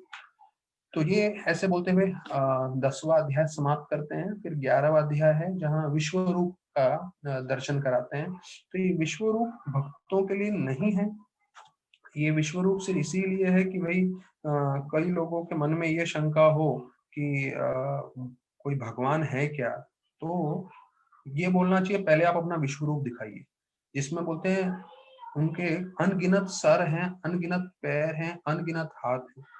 और उसमें भी बताया जाता है कि एक तो है विश्व रूप और दूसरा है काल रूप। तो विश्व रूप भगवान ने यशोदा माई को दिखाया था, दुर्योधन को दिखाया था, लेकिन काल रूप जो है वो सिर्फ अर्जुन को दिखाया था। और वो काल रूप इतना भयानक था कि उनके मुख में जो है भीष्म, द्रोण, कर्ण सब प्रवेश कर रहे थे और वो देख के भयभीत हो जाते हैं और वो बोलते हैं नहीं, मुझे नहीं देखना, आप अपना सौम्य रूप जो है विष्णु रूप फिर दिखाइए। तो भगवान उनको बोलते हैं निमित्त मात्र भव सव्य साची, 35वें श्लोक में, कि भाई इन सबको मैंने मार चुका है, अभी आप सिर्फ मेरे जो है इंस्ट्रूमेंट बनिए। हाँ, और जैसा मैं बताता हूँ वो करिए। तो विश्व रूप से फिर विष्णु रूप, विष्णु रूप से फिर वो कृष्ण के रूप में आते हैं जो 2 हाथ का उनका रूप है। और फिर वो बोलते हैं कि भाई ये वही देख सकता है जिसने भक्ति की। तो इसके साथ हम जो है 12वें अध्याय पे आ रहे हैं। पर अभी हमारा समय हो गया है जो भागवत पाठ का, जो हम लोग को I think sorry sorry I think you can continue with this. It is interesting. Sure, Yes, Rohit. Okay, ठीक है। तो अभी हम 12वें अध्याय पे हैं। तो 12वें अध्याय पे एक्चुअली तुलसी विलास प्रभु ने मुझे बोला था 5 बजे एंड कर देना, तो इसलिए मैं काफी स्पीड में भगा भगा के कर रहा था।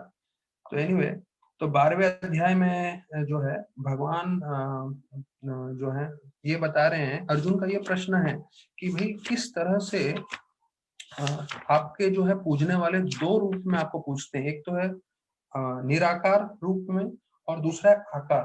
तो इन दोनों में से सर्वोत्तम कौन सा है, इम्पर्सनल एंड पर्सनल?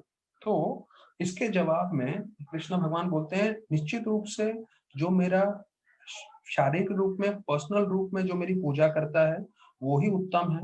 लेकिन कोई मेरा निराकार रूप में पूजा करता है कि मेरा रूप नहीं है, मेरा आकार नहीं है, हाँ, जैसे कोई बोलते हैं प्रकाश है, तो बोलते हैं ऐसे लोग जो हैं बहुत तकलीफ झेलते हैं और बहुत जन्मों जन्मों के तकलीफ झेलने के बाद वो मेरे करीब आते हैं।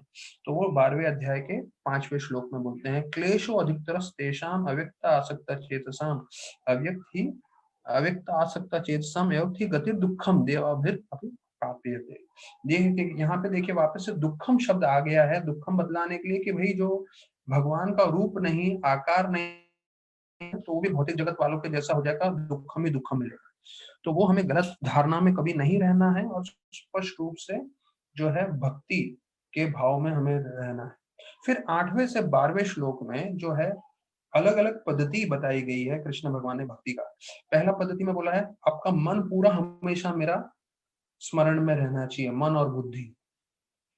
वो नहीं हो सकता तो जैसे जिस स्तर पे हम लोग हैं, हम लोग 16 माला कर रहे हैं, 4 नियम कर रहे हैं, तो हम लोग उस संघर्ष में हैं जिससे हम हमेशा भगवान का स्मरण कर सकें। जो हमने देखा 9.14 में सततम कीर्तन तो मां, तो हमें उस स्तर पे पहुंचना है कि जब हम एक समय आएगा जो हम हमेशा भगवान का ही स्मरण कर सके। तो उसके लिए 4 नियम, 16 माला वगैरह वगैरह, और जितना हो सकता है श्रवण कीर्तन सेवा। तो बोलते हैं अगर वो भी नहीं कर सकता है कोई व्यक्ति, तो 10वें श्लोक में बोलते हैं आप कृष्ण के लिए कार्य करिए। तो प्रभुपाद बताते हैं कि इस्कॉन में हो सकता है कोई आए लेकिन वो 4 नियम नहीं पालन करे, 16 माला नहीं करे, ठीक है। जो भक्त हैं, जो 16 माला कर रहे हैं, 4 नियम पालन कर रहे हैं, उनको मदद करें। तो हर चीज में प्रभुपाद बताते हैं कि पैसा लगता है, मदद लगता है, जो है एंटरप्रेन्योरशिप लगता है, तो ये सब में मदद कर सकते हैं। अगर ऐसा मदद करेंगे वो, तो निश्चित रूप से वो एक समय आएगा जो वो भी आकर्षित हो जाएंगे भक्ति की ओर, और वो भी 16 माला और 4 नियम पालन कर पाएंगे। और अगर कोई इस्कॉन वालों को मदद नहीं कर पाए तो कम से कम ऐसे उनको पुण्य के कार्य करने चाहिए। अगर आप पुण्य के कार्य कर रहे हैं तो उसमें फल ये प्राप्त होगा कि आप फिर ऐसे स्तर पे पहुंच जाएंगे जब हाँ आप इस्कॉन के भक्तों को मदद करने के स्तर पे आ जाएंगे। तो ये सिर्फ ओवरव्यू में हम आपको बता रहे हैं। और फिर 13 से 20 जो है उसमें बता रहे हैं 8 श्लोकों में कौन से ऐसे गुण हैं जिससे भगवान बहुत प्रसन्न हो जाते हैं। हाँ, अद्वेष्ट सर्वभूतानां मैत्रीम करुणा एवच, 13वां श्लोक का मैं बोल रहा हूँ। निर्मानो निरहंकारो सम दुख सुख शमन। तो ये अलग अलग गुणों का वर्णन किया गया है कि भाई आप में द्वेष नहीं होना चाहिए, आप सबके साथ समान होने चाहिए, सबके साथ मित्र होना चाहिए, आप सबको कृपालु होने चाहिए। हाँ, और आप हमेशा सुख और दुख में समानता रहना चाहिए, आप सबको क्षमा करने की आप में क्षमता होनी चाहिए, आपको सहनशील होना चाहिए। तो ऐसे करते हुए 13 से 20 श्लोकों में जो है ये सब गुणों का वर्णन है। तो तकरीबन तकरीबन 31 गुणों का इसमें पूरा वर्णन है। तो वो अभी क्योंकि हम सिर्फ ओवरव्यू कर रहे हैं तो सिर्फ आपको संक्षेप में बता के मैं आगे बढ़ रहा हूँ। अभी 13वें अध्याय में अर्जुन के 6 प्रश्न है। प्रकृति क्या है, पुरुष क्या है, क्षेत्र क्या है, क्षेत्रज्ञम क्या है, ज्ञान क्या है, ज्ञेयम क्या है। तो ये 6 चीजों का सवाल जो है वो पूछना। भी इसका मतलब क्या है ये संस्कृत में मैंने आपको बता दिया। मटेरियल नेचर क्या है, उसके भोक्ता पुरुष वो कौन है, और क्षेत्र जो है उसको फील्ड बोलते हैं वो कौन है, और उसको जानने वाले कौन है, शरीर के जो जानने वाले हैं जिसे परमात्मा बोलते हैं। फिर ज्ञान क्या है, और ज्ञान से हमें क्या समझना है, ज्ञेयम क्या है। तो ये 6 प्रश्नों का उत्तर में 13वां अध्याय पूरा बताया गया है। तो देखिए इसमें स्पष्ट बताते हैं प्रभुपाद कि कैसे जो जीव है वो 3 गुणों के साथ प्रभावित हो जाता है और उसका फिर जन्म मृत्यु का चक्कर चलता रहता है। तो जीव जो है हम लोग ये 3 गुणों, जो 3 गुण किसने बनाए हैं, भगवान ने। भगवान की शक्ति है ये प्रकृति। तो हमने सुना है कृष्ण भगवान स्वयं बोल रहे हैं मेरी प्रकृति है। तो इस प्रकृति के 3 गुणों में जब हम कार्य करने लगते हैं सत्व रजत तमो गुण में, तो हम जन्म मृत्यु के चक्कर में फंस जाते हैं। तो 8वें अध्याय से 12वें अध्याय में 20 जो है बताए गए हैं 20 चीजें जिसको ज्ञान बोलते हैं। 8वें अध्याय के 8वें श्लोक से 12वें श्लोक तक तो 20 चीजों का वर्णन किया गया है। किसे आपको ज्ञान बोल सकते हैं। तो 8वां श्लोक है अमानित्वम अदम्भित्वम अहिंसा शांतिर आर्जवम आचार्योपासनम शौचम स्थैर्यम आत्मा विनिग्रह। तो इसमें जो है ऐसे करते हुए 20 गुणों का वर्णन है। मैंने सिर्फ पहला श्लोक बोला है जिसमें नम्रता आती है, अहंकार नहीं होना चाहिए, अहिंसा होना चाहिए, सहनशील, सरलता, गुरु की सेवा, स्वच्छता, स्थिरता, इंद्रियां वश में होनी चाहिए। तो ये पहले श्लोक का मैंने बताया है। तो 8 से 12 श्लोकों में जो है पूरा इसका वर्णन है। तो ऐसे करते हुए ये जो 6 सवाल हैं उसके जवाब में ये पूरा 13 अध्याय जो है संपन्न किया गया है। तो अभी हम 14वें अध्याय पे आ जाते हैं। 14वें अध्याय में जो है 3 गुणों के बारे में बताया गया है। जैसे मैं पिछले अध्याय में बोल रहा था जीव 3 गुणों से प्रभावित होता है। तो 3 गुण कौन से हैं, सत्व, रजो और तमोगुण।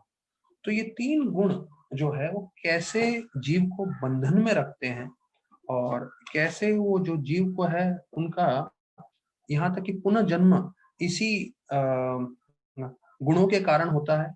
यहाँ तक कि वो मृत्यु के बाद कहाँ जाते हैं, और जब वो इस भौतिक जगत में रहते हैं तो इन गुणों से कैसे बंधे रहते हैं और वो कैसे कार्य करते हैं। तो ये पूरे जो 14th चैप्टर जो है उसमें पूरी तरह से जो है ये तीनों गुणों के बारे में वर्णन किया गया है।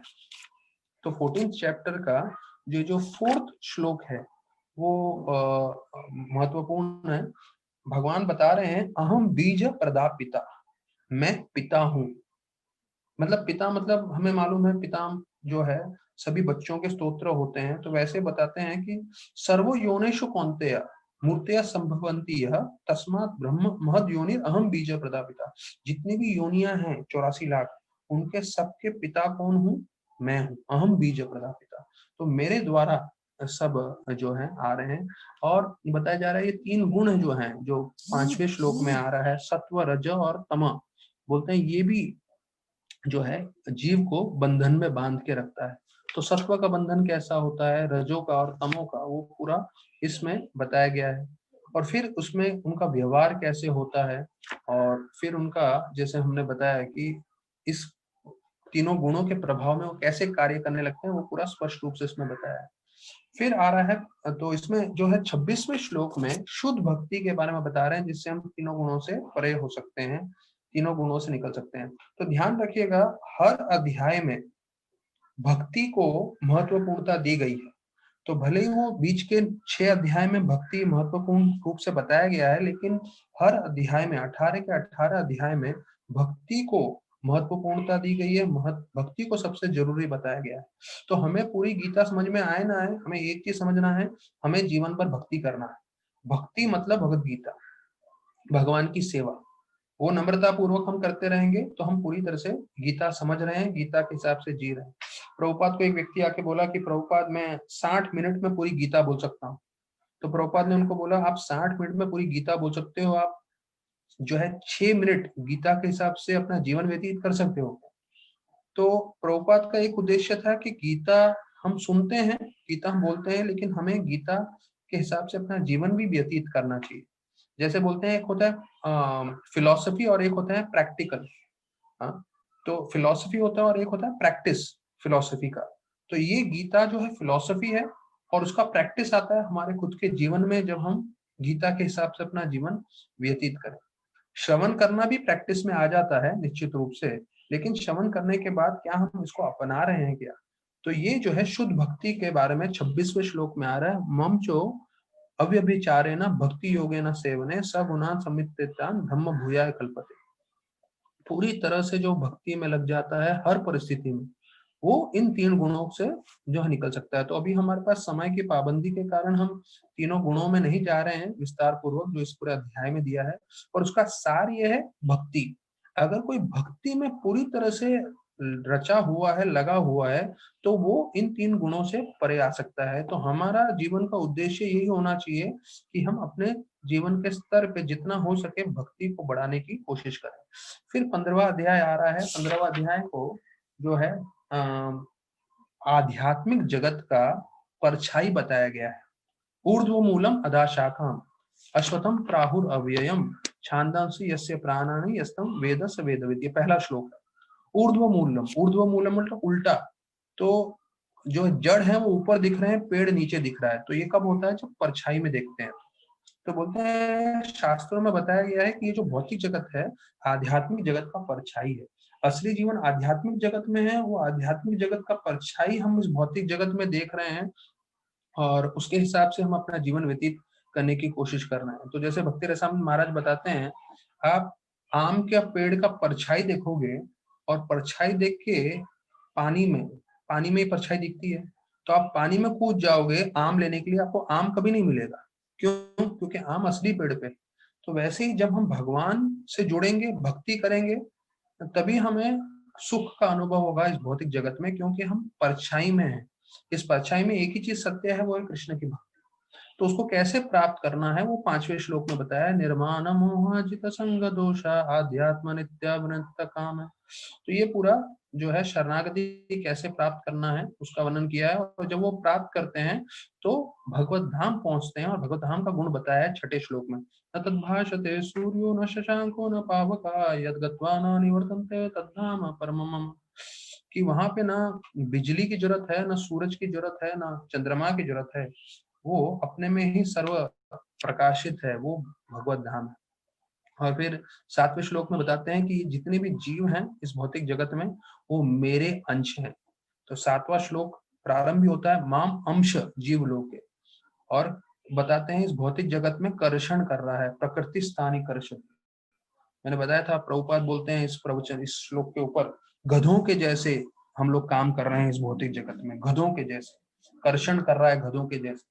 भक्ति नहीं करेगा, बाकी सब काम करेगा, बाकी सब मेहनत करता रहेगा, लेकिन वो ये बुद्धि नहीं लगाता कि सिर्फ मैं भक्ति से जुड़ जाऊं, तो अगर मैं पूरी तरह से फेल भी हो जाऊं, लेकिन सिर्फ मैंने कोशिश भी किया जुड़ने का, तो भगवान आपको पूरी तरह से पास करा देंगे, पूरी तरह से आपको डिस्टिंक्शन देके भगवत धाम भेज जाएंगे, सिर्फ जुड़ने की कोशिश करने से। असफल हो गए तब भी, तो वो भी जो है अर्जुन का प्रश्न था गीता में कि भाई क्या होता है ऐसे लोगों का जो असफल होते हैं, भक्ति में पूरी तरह से सफलता प्राप्त नहीं कर पाते हैं।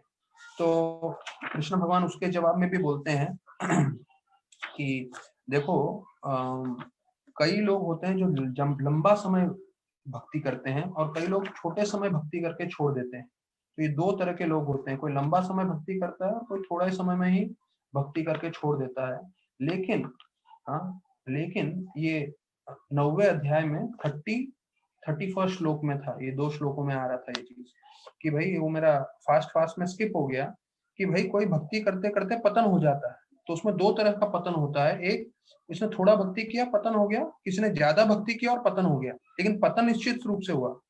तो भगवान बोलते हैं कोई बात नहीं, उसको जो है अगले जन्म में मैं ऐसे घर में जन्म देता हूँ चाहे जो अच्छे ब्राह्मण परिवार हैं या धनी व्यक्ति हैं, जहाँ पे वो वापस से भक्ति कर सकता है, जहाँ पिछले जन्म का छूट गया है और वो भक्ति में प्रगति करके भगवत धाम आ सकता है। जैसे आज के हम लोग ने प्रवचन में सुना मोक्षदा एकादशी का कि जो राजा के पिता थे उन्होंने गलत कार्य किया था, नरक में थे, उनका उद्धार हुआ, स्वर्ग में गए, और ये वर्णन आ रहा है कि स्वर्ग में भी भक्ति कर रहे हैं और भक्ति करके भगवत धाम जाएंगे। तो ऐसा नहीं है कि वो स्वर्ग से वापस से उनका पतन होगा, नहीं, जो भक्ति से एक बार जुड़ जाता है वो फिर सीधा भगवत धाम में ही जाके पहुंचता है, भले ही कहीं पे भी जाए वहां से भी धीरे धीरे वो प्रगति करता रहता है। तो अभी 15वें श्लोक में जो है 15वें अध्याय के भगवान बता रहे हैं कि मैं सभी के परमात्मा के रूप में हृदय में रहता हूँ, सबको मैं ज्ञान देता हूँ और कई चीजें जो मुझे भुलवानी है मैं भुलवा भी देता हूँ।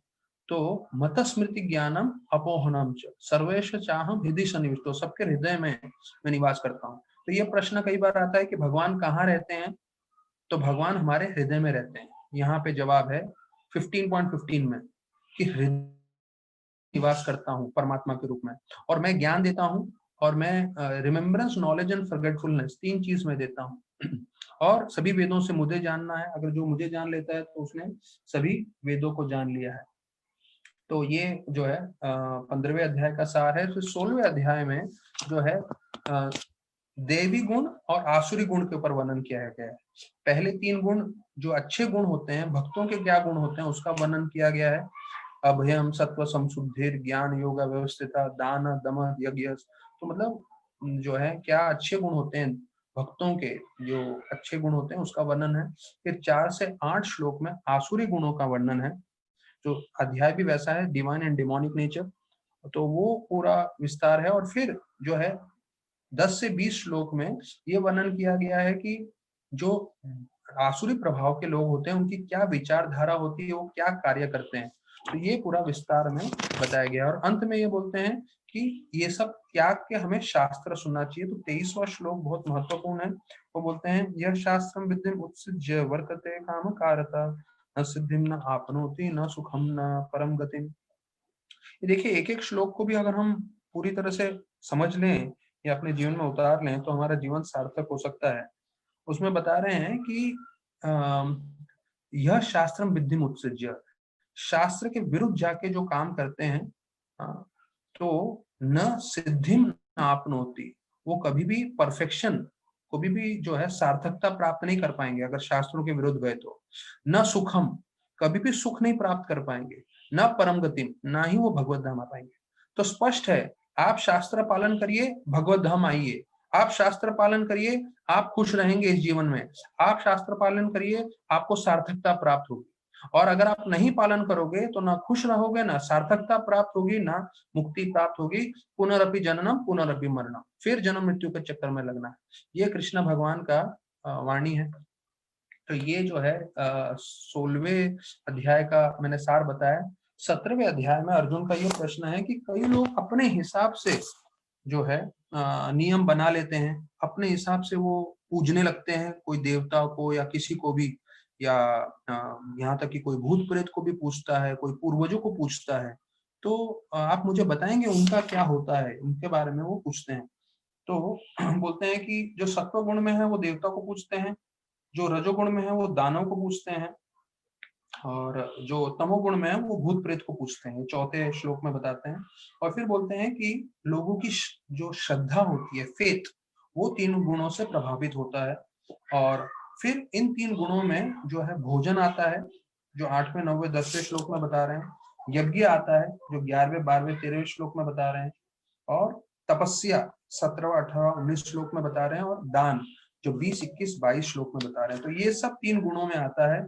और इसका सार है ओम तत्सत, मतलब सब कुछ भगवान को अर्पण करना चाहिए, विष्णु को, कृष्ण भगवान को।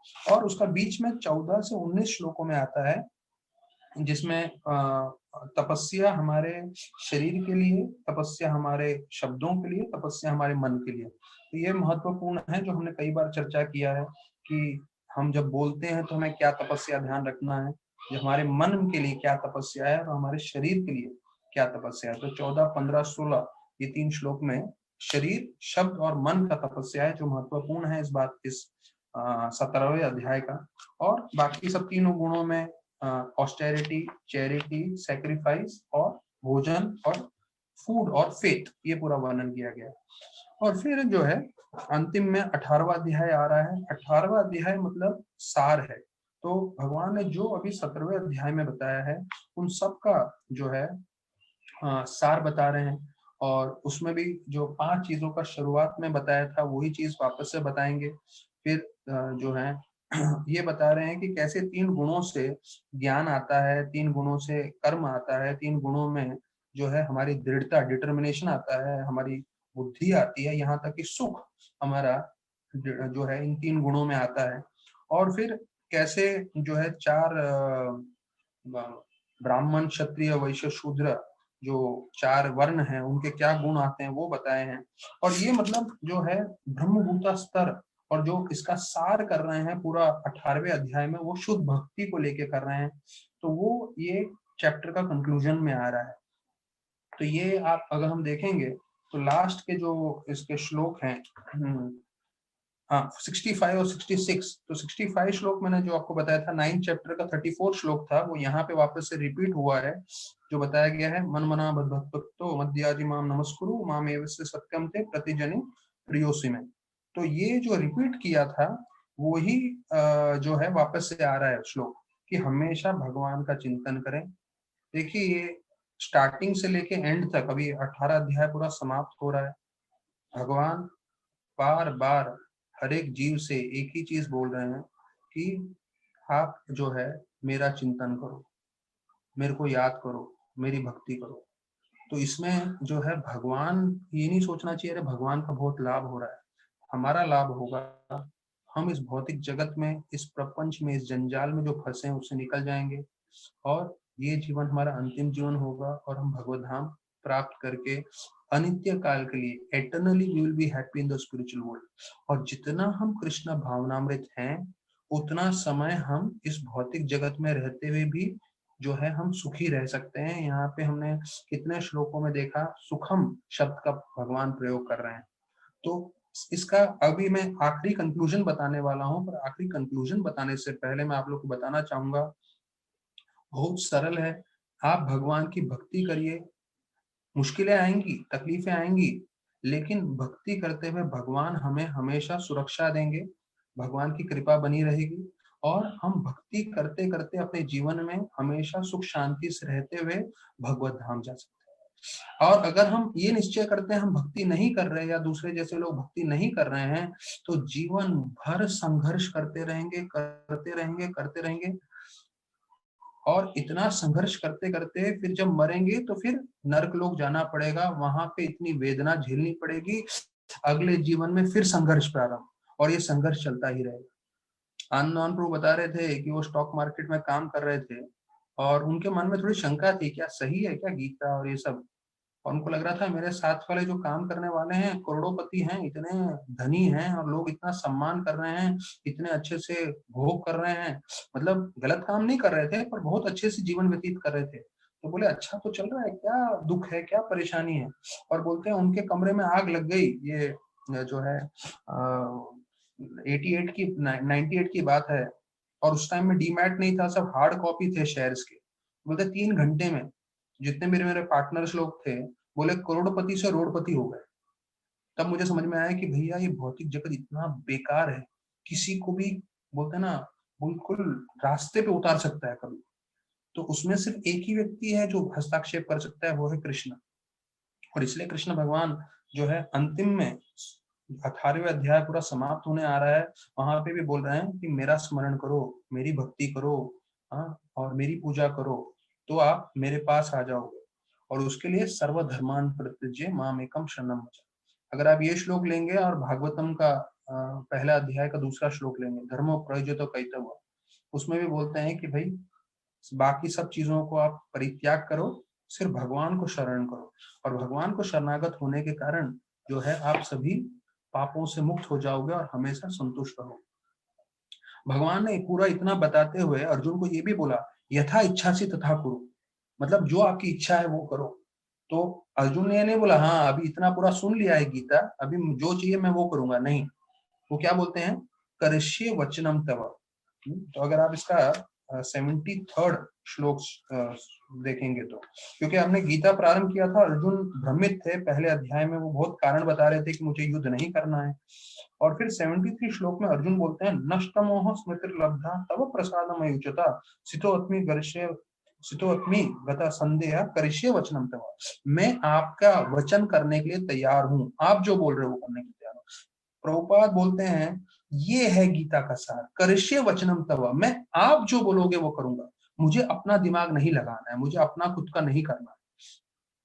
भगवान ने भले ही स्वतंत्रता दी, यथा इच्छा से तथा करो, हमें भी स्वतंत्रता दी है कृष्ण भगवान ने, आपकी जो इच्छा है वो करिए। लेकिन अगर हम ये बोलेंगे कि मैं आपका इच्छा पूरी करने के लिए तैयार हूं, आप जो चाहते हैं वो करने के लिए तैयार हूं, तो हम अर्जुन के पद चिन्ह पे चल रहे हैं। और अर्जुन तो निमित्त है, अर्जुन के द्वारा कृष्ण भगवान गीता आपको और मुझे सुनाना चाहते थे।